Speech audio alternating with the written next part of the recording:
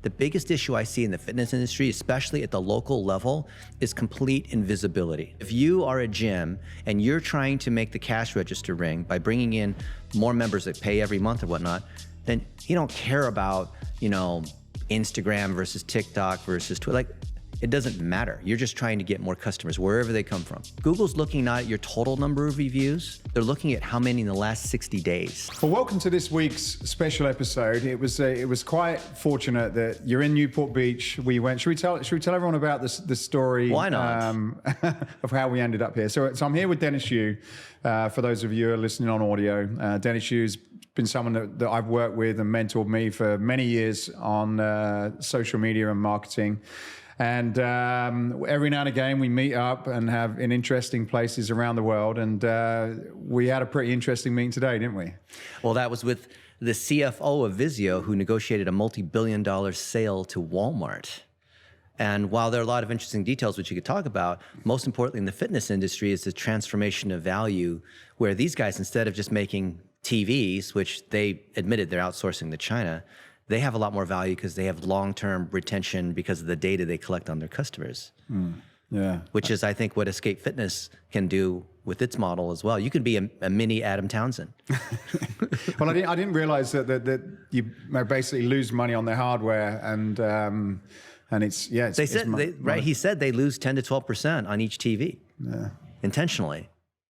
It was what amazed me really is where the future's going. We have these big, as he said, this real estate in everybody's homes, huge TVs, and in some cases they're just presenting information. But it seems where things are going is that the TVs will understand about your habits, and my guess is the Walmart play is that they'll then be able to recommend different products and start communicating and selling to you. Yeah, the buy now button, the integration with Walmart, it makes sense because Walmart is the place where people buy stuff. They have the physical locations. Now they have the huge audiences that, remember he mentioned in passing that he built his own DSP. What's basically his own internal ad network collecting all this data. Because remember he mentioned as you walk by the TV, it recognizes who you are and it starts matching you based on what you like to do and the beer you drink or whatever it might be. Yeah. I also didn't realize that he was saying that Walmart is essentially got a whole one of the biggest advertising companies out there, $2 billion in advertising as well, which is pretty interesting. The rounding error for a company that does what, $500 billion a year? So that was a great conversation. But today we're here to talk about marketing. Since we had you on, probably a number of years, a lot has changed. It's an area that continues to move forward, related to our last conversation, but also we've now got AI that from my experience of working with you is doing a huge amount of work in terms of understanding audiences and creating content. So what I thought we would probably start with, because this is how I got to know you, is that the dollar a day strategy. I still think it's been around for a long time, but it's still something I feel there's a huge amount of value for people to understand. So why don't you start and just give a brief overview of how people in the fitness industry can capitalize on your dollar a day strategy? So let's say that you are a franchisee of Gold's Gym in Glendale, which is one of your clients, and you're competing against lots of other big box gyms in Glendale, California. $1 a day is how you can make sure that you are seen in Glendale, not like a billboard TV newspaper, but by exactly the right people. So it's not the fitness influencer kind of thing, which is a national, how many followers you have, but it's local. It's getting people into the gym to sign up, to be aware when you have a special, or you have a new trainer, or there's some, the new Octagon, or other kinds of things like that. News. The biggest issue I see in the fitness industry, especially at the local level, is complete invisibility. These gym owners, they might be hiring people at the front desk that are also doing social. They have these influencers that are also trainers. They have partnerships with Escape Fitness. They go to different events. They, have these deals with the smoothie place or with the real estate agent or other people in town inside the shopping mall, all that kind of stuff. But still the biggest issue is visibility. So $1 a day is nothing more than a testing methodology to take any combination of content that you have and find, like maybe we have 10, 20 pieces of content, but one of them will always do better than the other ones. And it's never the one that you and I think is the winner. I've spent $1 billion using this technique of other people's money for Starbucks and Nike and these guys who have, Allstate, guys who have a lot of locations. And we always find that the winner in terms of performance and click-through rate, in cost per visit, because you can measure store visits on Google and Facebook. They can tell whether people actually walk into the gym or they walked by the gym, because that Gold's Gym in Glendale is in a mall.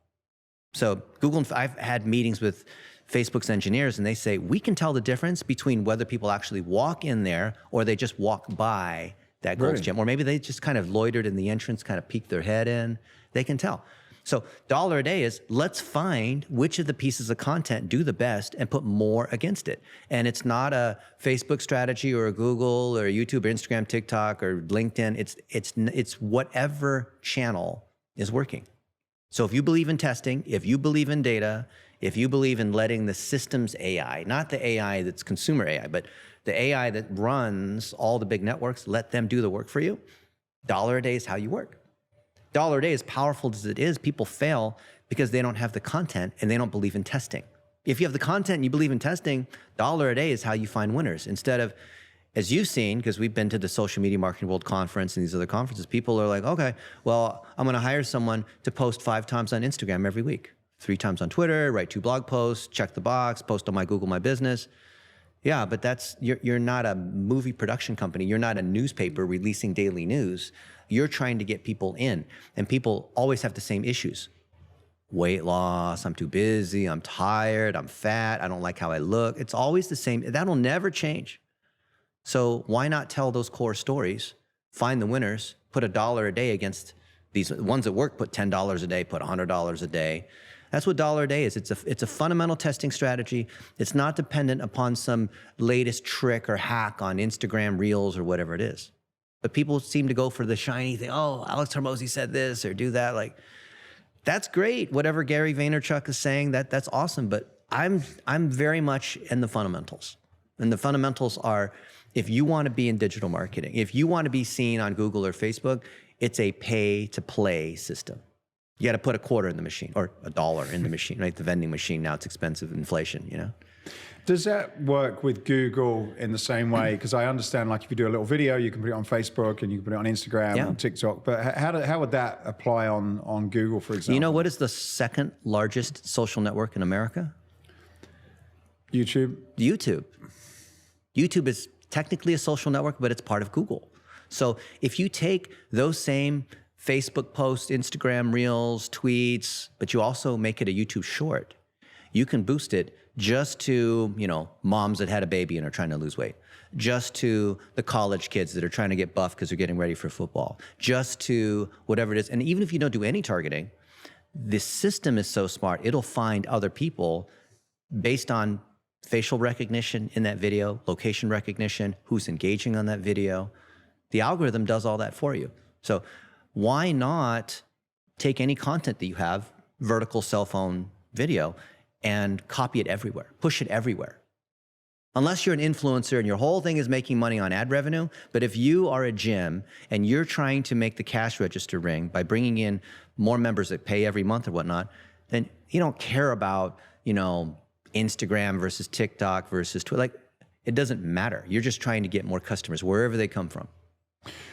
With staying on Google then for a moment, what impact now do things like some of these reviews have? Because I know gyms are very keen about that, and it can affect people, how they look, how they view them, or improve. So what is that?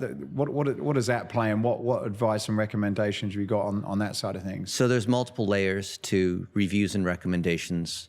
Specifically with Google, a lot of folks will say, well, this other gym is outranking me, but they have, but I have way more reviews and I'm better reviewed. Well, Google's looking not at your total number of reviews, they're looking at how many in the last 60 days. That counts for a lot more, because some gyms closed during COVID. Some gyms, their cleanliness went down, or the ownership changed, or whatever it is. So the number one thing is the number of quality reviews that are in the last 60 days. And a quality review is someone who's a high-level reviewer. Like, I'm a level 9 reviewer, so I get millions of views on some of my posts, which is why you want me to come in and leave a review. You can leave character reviews. So even if you're not a member, even if it's a friend of yours, you can leave a 5-star review. It's not a fake review as long as it actually has real reference to, I know the person, I'm not a member at that gym, but, we go golfing together, we grew up, went to school together, whatever it might be. And then that the review has photos or videos in it, real media, showing them doing the thing that they're doing, and then something about that customer, like, yeah, I come here every Friday because I want to play basketball, or I sign up for the Pilates classes or whatever it is, or something that shows what they do and the city that they do it. In Newport Beach, or I live in Huntington, but I drive all the way down to Newport, or whatever it might be. Because when you show that location signal, and it's from someone who is reasonably trustworthy based on the power of their Google profile, which is called Google Guides, then that counts for way more than any like SEO or social media. Why? Because Google is looking at the actual signals. I know because I'm a former search engine engineer of over 20 some years ago. We're looking at what's of all the signals people can generate, what is the most trustworthy signal? It's reviews of actual customers. And people, they try all sorts of tricks. There's review software. They try to get the people at the front desk to say, hey, scan the QR code, leave a review. Most of those techniques don't work. So what have you found is the most successful then in terms I've said this for years, and you ask me in 5 years from now, I'll probably tell you the same thing. You need the actual people that come into contact when someone checks in at the front desk, when they're with a personal trainer, when they order a smoothie at the smoothie, when they're talking to some employee, you say, hey, we'd really love it if you can leave us a review.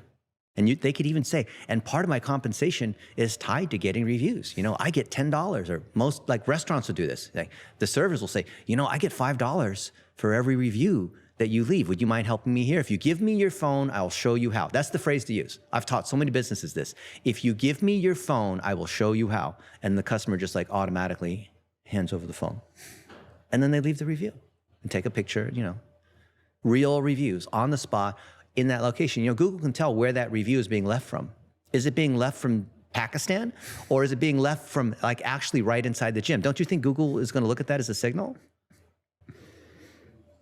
Why not leverage the way to get reviews is have your employees not bother the customer, but not like in the middle of a set, but at the right time. And that's how you get, just asking customers for reviews, or you have a big thing on the, where people check in, they can scan the QR code. Like, how effective is that? The owner has to, everyone involved has to be out there collecting reviews. That's the number one piece of advice I'd give gym owners, especially if you are multi-location. Are your members frustrated by long lines for squat racks? Equipment like squat racks are in high demand. There's a new solution that will allow your clients to train all the major muscle groups, reduce wait time, and improve your overall gym's efficiency. Curious to know more? Then contact us today. Setting up the page for success, your Google page, there's a bunch of stuff that you've done with us on that. Are there any top tips for making sure that you got just the basics in place? Because I didn't realize that most people don't have those basics in place. Well, you're doing B2B, so that is way more complicated and way more competitive, because you're not just trying to get customers within, Newport Beach, California, right? But if you're a gym, and let's just take any one of the locations, right? Your World Gym in Brisbane, Australia, and let's say there's one location there. Well, the most important thing is you have to tie all of your properties together. And this sounds super simple, but people don't do this. So what do I mean by this? Well, your website on the home page needs the link to your Google business profile. Your Google business profile has to include all the social links. Your Facebook, Twitter, LinkedIn, YouTube, Quora, Snapchat, Instagram, like all of those, you have to claim World Gym, Brisbane, Australia. You can't rely upon the World Gym overall to carry you. Every individual location has to have a social property associated with that. So Matt, how long do you think it takes to go in and just claim all the, like, oh, I'm not gonna be on Reddit or Quora, whatever, it's a signal. How long do you think it takes to claim all of those? Well, quite a lot of work, I would have thought. Like an hour or two. Okay. One time. You just have to go in and, you can keep a Google sheet with all the username, passwords, and all that there. So once that foundation is there and you've claimed, World Gym, Brisbane, Australia, whatever it is, then if you have the content, then you can distribute to all those other places. Once in a while, or, every week, or you don't even need to do it very often. You just need to get enough content out there that actually satisfies Google's algorithm called EEAT. Experience, expertise, authority, trust. It used to be each, but they added an extra E for experience. And that means they want to see that your members actually are there, are actually working out, are actually checking in, are actually drinking smoothies, are actually posing, are actually doing all that kind of stuff. And when, full disclosure, like we did this for World Gym, we looked at any of their particular locations. This is especially a problem for the franchisor when they have a lot of locations. Yeah, we were talking about that earlier. We talked about it at lunch. So every one of these locations, if you look at it, it's the exact same words. Oh, welcome to so-and-so gym in city name. And we offer this same set of personal training and nutrition and all. It's exactly the same. Every one of these web pages, the locations is exactly the same. The same image of the pretty girl smiling at the other dude. It's stock art. You can click on an image, right-click on the image and do a reverse image search on Google, and Google will find where else that image shows up on the internet. And you'll be like, it's in a Verizon commercial, it's in this debt consolidation thing, it's from some other store that sells smoothies. Like, wait, this same image is used in all these other places? How do you think Google feels about that? Why is it important that for every gym, you can't just rely upon, it's Gold's Gym. I just open the location of Gold's Gym and I'm gonna rely I'm lazy, I'm gonna rely upon the Gold's Gym name to bring customers in. Okay, if you're Chick-fil-A, you could do that. But with something like a gym, it's very personable. It's based on what your friends are doing. It's based on influencers, it's based on recommendations, what Google shows, social media, all these factors are really coming into play when people make a decision like that. So you have to show real information, real experiences of customers in your city, in your gym, partners of the gym, so other businesses that you kind of collaborate with, right? Because anytime someone opens a gym, you have to, everyone else in the shopping center, that kind of thing. You have to build those relationships. And when we see franchisors have a problem with their franchisees because a lot of the franchisees don't do anything, right? They're just bad at business. Maybe they're really buff and they're, they take care of they have huge muscles, but they don't understand the business. Well, in some ways, I think the franchisor is saying, hey, we've got a standard website template, we've got some standard video. So it's almost like, hey, we've done this for you. But I think what you're saying, which I didn't realize, is, all right, so let's pick a Planet Fitness, one of the biggest chains here. So if I'm a franchisee and I've got 5 locations in Southern California, the worst thing I can do is take the corporate website and duplicate it because Google's going to kind of ignore it because it's exactly the same as the other one. So it's not real. It's not real. They're looking for real EEAT, real experiences of people in Orange County or Newport, wherever it is. And a lot of franchisors, they give out their marketing playbook and they just assume all the franchisees are following it, and they don't. There's always the 10% that they take the initiative, they do good work, and then there's the other 90% where you try to have these monthly marketing meetings, or you try to hire okay, here's our 3 approved agencies, and then they'll do it, and that doesn't happen, and then the franchisors get together hey, I have to use one of these 3 agencies, and they're terrible. Because none of those guys can really do it. What has to happen is you have to empower your team, incentivize your team to actually collect pictures and videos and whatnot. And then those are the raw ingredients that you put on your Facebook and YouTube and Instagram and Google My Business and whatever, which then tie back to the website. That's the signal that Google's looking for. It's always been this way, but in the last 6 months, year, depending on where you cut the line, Google has been penalizing people who don't abide by these guidelines. So when you look into your Google My Business profile stats, you look in your Google Analytics stats, you look in any of these stats, you can see where the visitors are coming from. You can see the keywords. You can see what reviews there's all kinds of information. It's right there.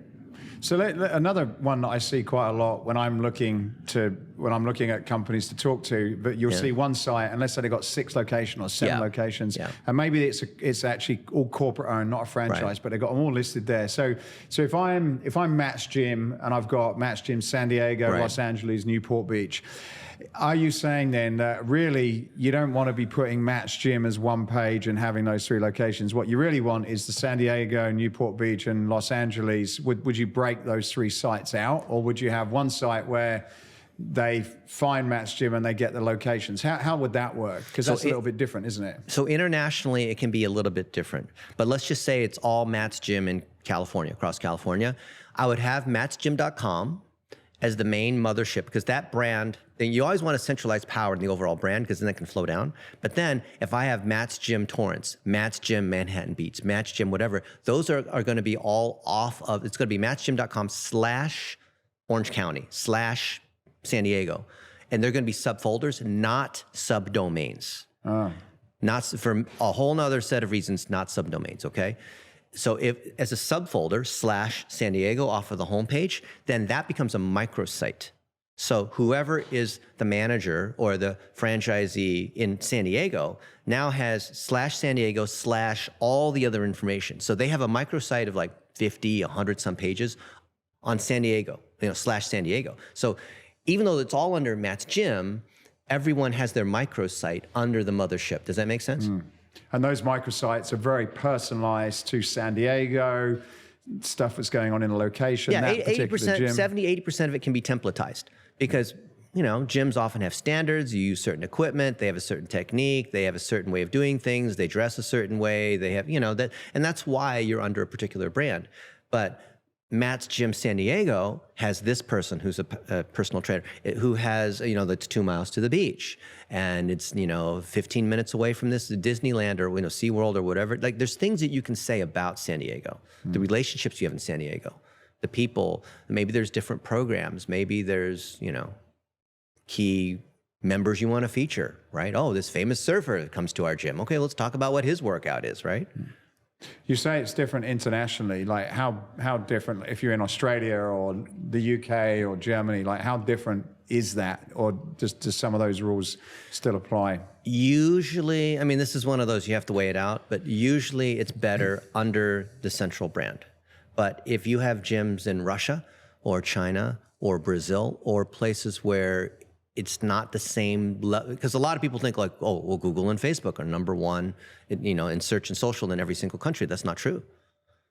And languages, and there's cultural differences, and sometimes navigation is different. Like, in Asia, you often read right to left versus left to right, or like all these kinds of things, and brand preferences are different. So we did a lot of marketing for Red Bull, operating in 91 countries, and we had the overall Red Bull brand, but every sub-brand, like Red Bull South Africa, has a completely different product mix than Red Bull North America, because they have different, there's different tastes, different flavors, they have different events, they have different athletes, they speak different languages.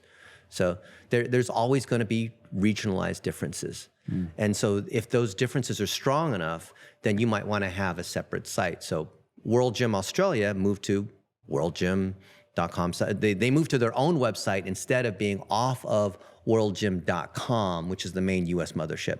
So if Google sees like, okay, this site, worldgym.com, is mainly US traffic, then it sort of will penalize World Gym Australia because it sends like a different signal. And there's ways to localize and UTF-8 and all that stuff, but generally you want to be on the mothership. So if any of you guys are dealing with an issue where you have multi-languages and translations and whatever, I'll take a quick look and make a recommendation. But the internationalization is not usually the issue. The issue is almost always a fundamental issue of not enough local signal, local content for each location. And when you say signals, then that could be your Instagram page, your Facebook, your whatever. Anything to show, okay, so pretend I'm Judge Google and you're Matt's Gym and you have your 6 locations. Me as Judge Google, I'm looking across the trillion web pages out there on the internet, and I'm assuming you're fake, because the majority of the internet's spam. People don't realize that. Like 99% of the internet is spam. So you're guilty until proven innocent. So show me that you're a legit business, because you have relationships with the Chamber of Commerce, because you just did a morning run with the mayor, because here's these new members you have, because you were hanging out with these other business owners, because there's real reviews. Like what are the signals? What are the things that me as Judge Google can see? Well, I can see what you're putting on Google properties. I can see what you're putting on YouTube because I own YouTube, right? I'm pretending to be Judge Google. I can see all these other things, but what most people do is they just, I don't know, hire an agency or Fiverr or use AI to just auto-generate all this garbage. Hey, AI, please generate a picture of like these two people working out in a certain way and put my logo there, and then it generates a nice, believable thing. But Google can tell it's fake because it doesn't have EEAT. Real experiences captured on cell phones, put into a central Google folder, Dropbox, whatever. Those raw ingredients get distributed everywhere, ideally on WordPress, everything tagged properly, linked together, right? That's what you do.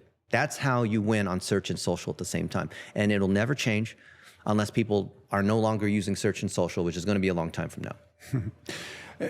Talking about platforms then, there's many available at the moment. We hear a lot now about TikTok and how important that is from a fitness influence perspective, Sure. whether it's new ideas and new equipment. And it seems as though, from what I can understand, although TikTok generally I thought skews younger, there are a lot older influencers on this as well. So when we look at all the channels, TikTok, YouTube, Facebook, LinkedIn, what do you see as some of the most effective, or which two or three should we, if we had to prioritize where we put more energy in, are there any that you say would stand out more for gym owners than other ones? So if you want to bring in members into your physical gym in your city, then you're going to focus on Facebook and Google. And then you're going to copy everything over to Instagram and TikTok and LinkedIn and Twitter and all that. So you don't need to, whenever people ask this question, should I put more effort on Instagram or TikTok or what about YouTube or whatever? I'll ask, would you like me to cut your left arm off or cut your right arm off? How about neither? How about you collect those real stories as vertical videos and then you just publish them everywhere? And people say, yeah, but TikTok, my friend went viral. And now she's got millions of followers and all that. And I'll say, okay, but how many of those followers of that person are in Redondo Beach, where your gym is? Oh, there's this other fitness influencers. Sam Sulek's got bigger muscles now, or whatever it is. Someone won Mr. Olympia because they were shredded, right? Okay, how many of their followers are in insert city name? People forget, with social media, this whole like chasing how many followers you have or vanity nonsense, they forget. It's crazy, like me as an engineer is having to say this. They forget about the business goal. I'm trying to get people into the gym. I want to measure how many people came to the gym and then they signed up. Maybe I have some New Year's special. Maybe there's, or I'm a boutique gym, or maybe it's CrossFit or whatever it is. Like, why did people come in? And if they came in, where'd they come from? That's all trackable now. Usually, there's all these influencers. In fact, there was this one influencer that was exposed. She has millions of followers, right, on Instagram and TikTok and all that. And she was given a white t-shirt to sell by some company, just as an experiment. And even though she has millions of followers and she made, videos wearing the t-shirt or whatever, she drove no sales. Because there was all these followers from all these other random sorts of places. So I find social media is mainly a red herring unless you can tie in a local signal. Or, maybe you're MyProtein and you can use influencers and whatnot to talk about your stuff because you're selling a product that's international. But if you're a gym owner in your particular city, in Minneapolis, Minnesota, then you only care about Minneapolis, Minnesota. You're not trying to win this popularity contest, right? And that comes on to another question then about engagement. A lot of, I was at an event just last week, and it was about getting members to engage and getting them on getting them to post their videos and things like that. Like your goal of, look, for most gym owners, they want to get people in the gym, right. Then they start to build the relationship. How important is it from a content perspective, how important is it to use social media to sort of engage with your members, almost like from a nurturing perspective, or just talk me around that for the moment. To mention social media kind of pollutes the whole conversation. I would look at it as, how am I educating members? Okay. Like, hey, here's some new information we have on health, around, nutrition, around seed oils, around, strength training or HIIT, or here's like education. Like if you were to sit down with a friend and have this discussion, and they would advise you, what would you say? And also featuring the success stories of various members, right? So-and-so just ran their first 10K. in 40 minutes. Awesome. They're not, being sponsored by Nike or anything like that. But hey, this is an ordinary person, and so is a busy executive at an electronics company here in town, and they only have 20 minutes a week, and look at how they're going. They're feeling better. They're not going to win, any sort of contests. They're not trying to, win gold medals or things like that. But this is their life, and they're trying to balance having 2 kids and, moving their location a week ago, or like, and so when you tell these different stories of actual members with the front desk and people who are trainers or, smoothie girl bar, all these people, they're just ordinary people collecting very authentic kinds of stories. You put it out there. What do you think the social networks are going to do? They're going to find other people that are just like these other people in those situations. You're letting the algorithm work for you.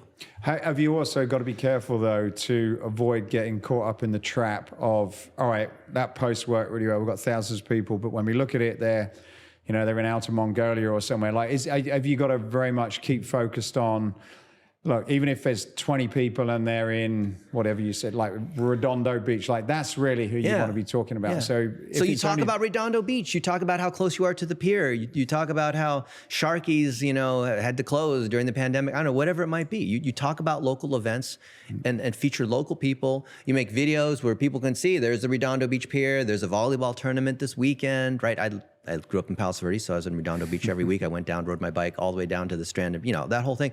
So when you talk about local events and local people and, the Daily Breeze, which is a local newspaper in Redondo Beach, then that attracts more of that audience. And then you can validate this by looking in your Google Analytics, by looking in your Google Business Profile Insights, and it tells you where your audience is.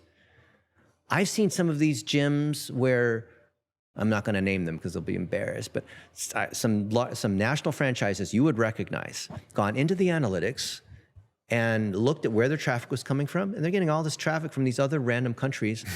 India being probably one of the most popular ones. Yeah, I know. I don't want to, but when I found it was India, and I mentioned that people thought I was racist, but yeah.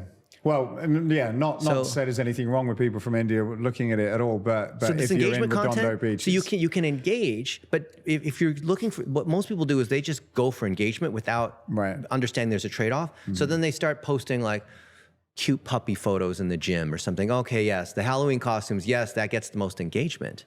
The 10 most interesting Halloween costumes with my cat. Okay, but that's not going to bring, that has no signal of Redondo Beach, right? Say something related to Redondo Beach. It's not going to get as much massive engagement, but when we're looking at the analytics, we're not looking at total number of views and followers and nonsense like that. We're looking at how many people in Redondo Beach are engaging. And of those, how many then, because I can measure store visits on Facebook and Google, how many of them actually stepped into the gym?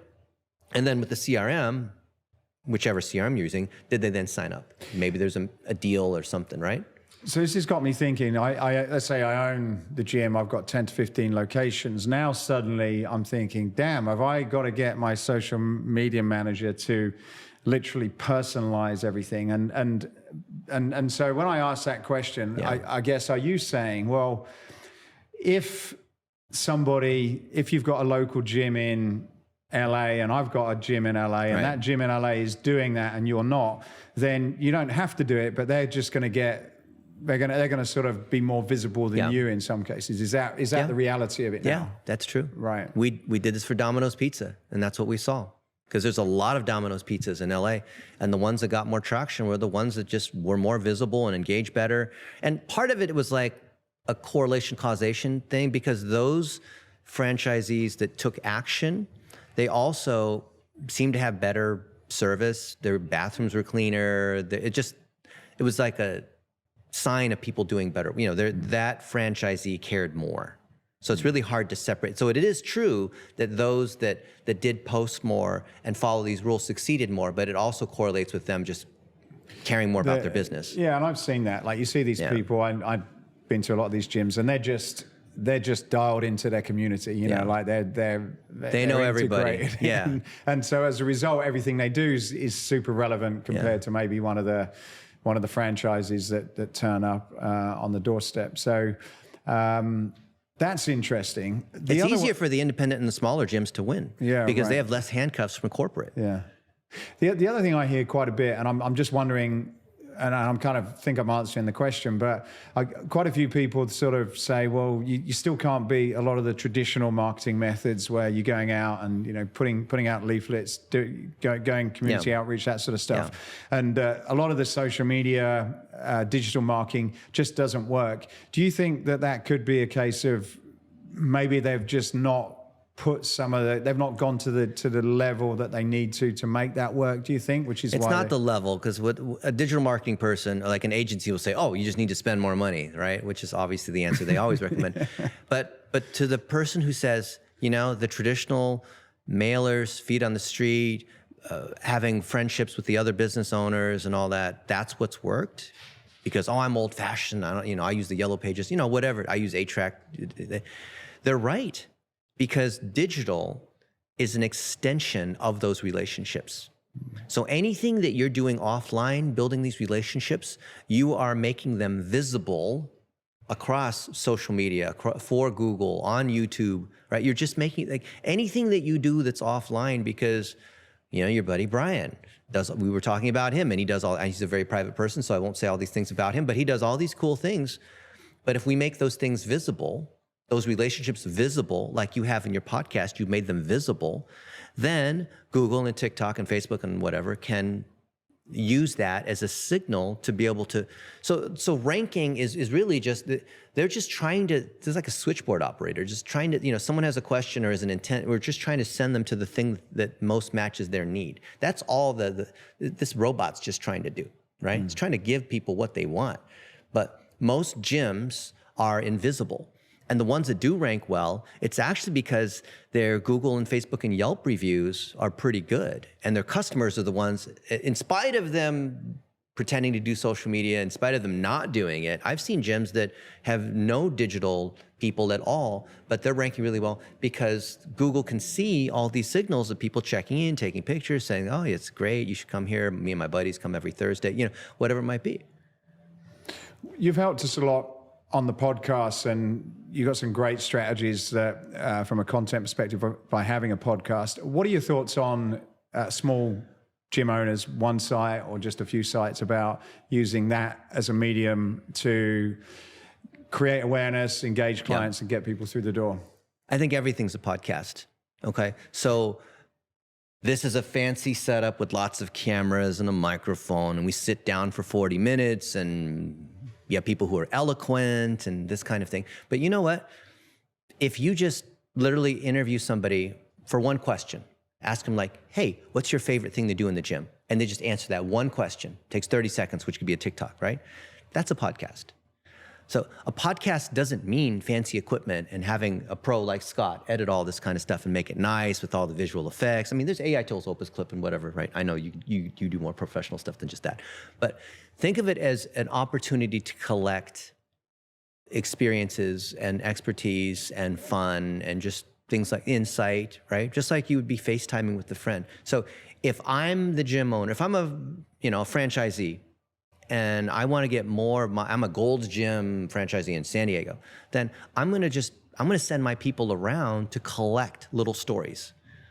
Like, oh man, I really love the outfit you got. Where'd you get that? I'd love to feature you on social media. Oh, it looks like you lost 20 pounds. Can I ask you, like, how'd you do that? Or just things about them. You know, a podcast is always about highlighting them, instead of like a testimonial. Testimonials, oh, I go to Gold's Gym and it's a really great place and I recommend you go. Act now, 20% off by Friday, right? That's a testimonial. A podcast is, here's an interesting story. Here's something that's actually worth your time to listen to. So if you get everyone who works for you in the mindset of, I have to collect these stories, now you've got the raw ingredients, which are gold, that can be repurposed to all these other places. And the winners, you put $1 a day against. So then they continue to run, so you don't have to keep posting all the time.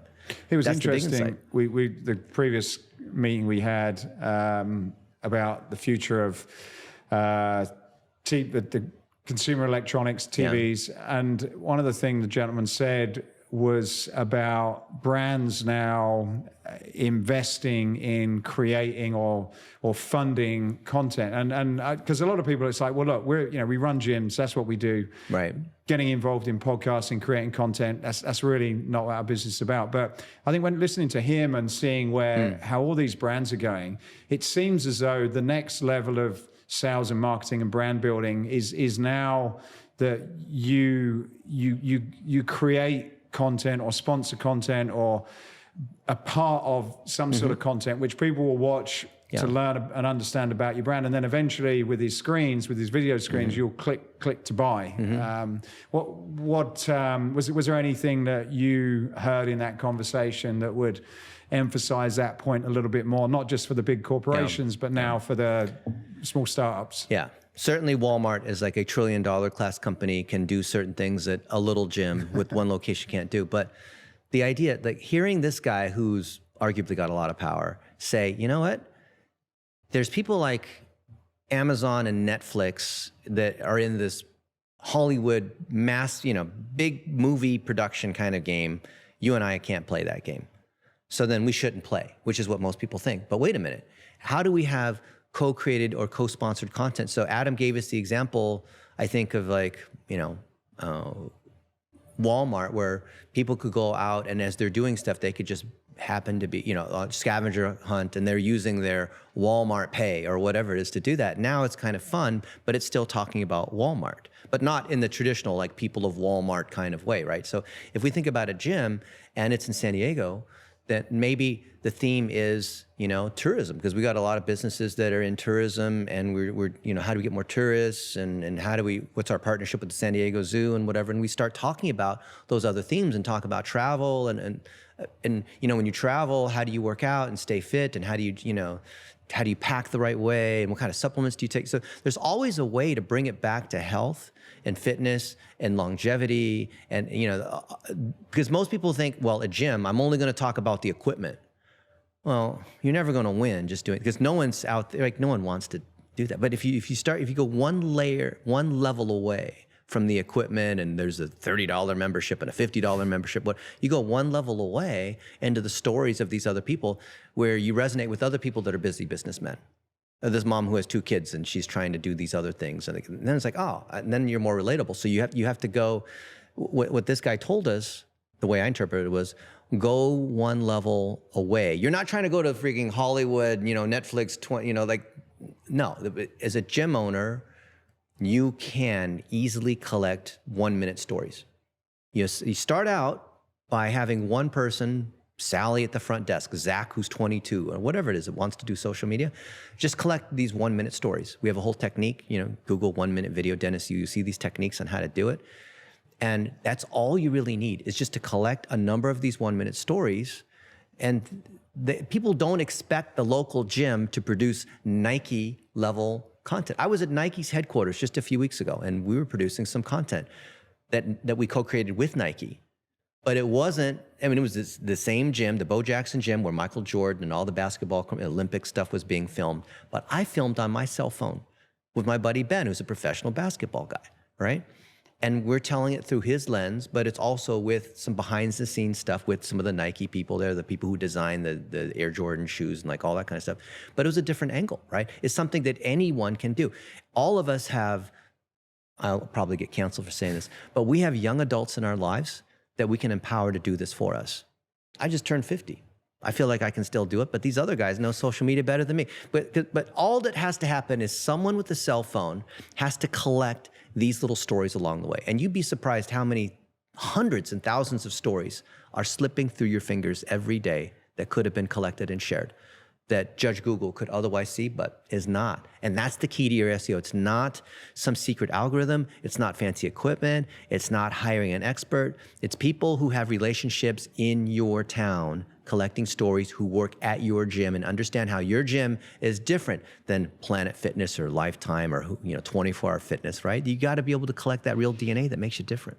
Dennis, it's been excellent. We could talk another couple of hours, but I want to leave it there and sort of leave the opportunity for a part 2. But if anyone's interested in getting some advice, like every time I talk to you, I feel as though there's more things that we need to be doing. But where can people go to find more about you?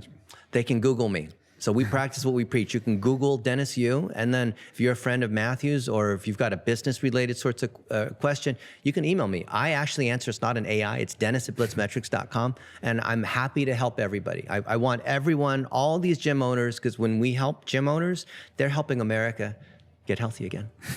I like that. Nice one. Thank you, Dennis. Thank you, Appreciate Matthew. your It's time. great.